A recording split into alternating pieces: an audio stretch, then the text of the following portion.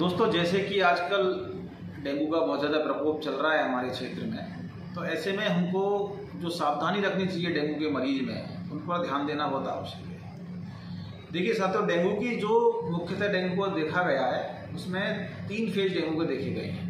पहला फेज जिसमें तेज बुखार आता है, दूसरा फेज जिसमें बुखार कम पड़ जाता है, और सबसे इम्पोर्टेंट तीसरा फेज जिसके अंदर क्या होता है, शरीर के अंदर जो कैपिलरीज है उनमें से जो आपके पानी है शरीर का वो बाहर निकलने लग जाता है, यानी कि फ्लूइड शिफ्ट जिसमें बड़ी मात्रा में होता है।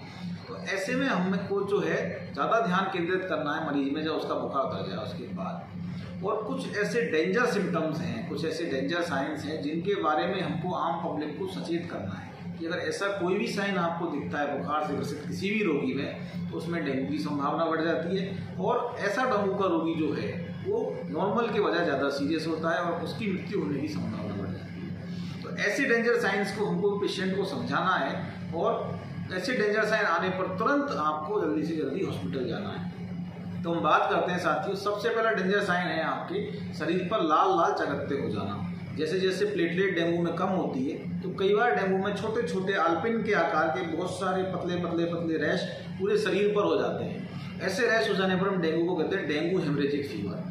अगर व्यक्ति में ऐसे रैसेज आ रहे हैं तो उनको डॉक्टर को दिखाना चाहिए, प्लेटलेट ज़्यादा कम तो नहीं है। दूसरा इंपॉर्टेंट साइन, पेट के ऊपरी हिस्से में दर्द होना। क्या होता है, डेंगू के लास्ट फेज में जो आपकी पित्त की थैली है उसके आसपास पानी इकट्ठा हो जाने से सूजन आ जाती है, और ऐसे व्यक्ति में कई बार सीरियस होने की संभावना बढ़ जाती है। तो अगर कोई डेंगू का रोगी है, उसको लगातार आपके पेट पर सूजन आ रही है, दर्द एकदम से बढ़ रहा है, पेट एकदम टाइट हो गया है, तो ऐसे व्यक्ति को जल्दी से जल्दी अस्पताल में दिखाना चाहिए। तीसरा इंपॉर्टेंट पॉइंट है, अगर व्यक्ति लगातार उल्टी कर रहा है, डेंगू का अगर कोई रोगी लगातार उल्टी कर रहा है तो उसके अंदर भी फ्लूइड की कमी आने की संभावना अधिक रहती है। ऐसे व्यक्ति को डेंजर साइन वाली कैटेगरी में रखा गया है। इसी प्रकार से अगर किसी व्यक्ति का पेशाब का आना कम हो गया है, यूरिन आउटपुट कम हो गया है, तो ऐसा जो व्यक्ति है वो माना गया है कि उसकी किडनी है वो अफेक्टेड है और किडनी की वजह से उसका आउटपुट कम हो रहा है। ऐसे व्यक्ति पर ध्यान देने की जरूरत है। इसी प्रकार से अगर किसी व्यक्ति को बेहोशी आ गई है, बहुत तेज चक्कर आ रहे हैं, तो जो डेंगू है वो आपके सेंट्रल नर्वस सिस्टम पर अटैक कर रहा है,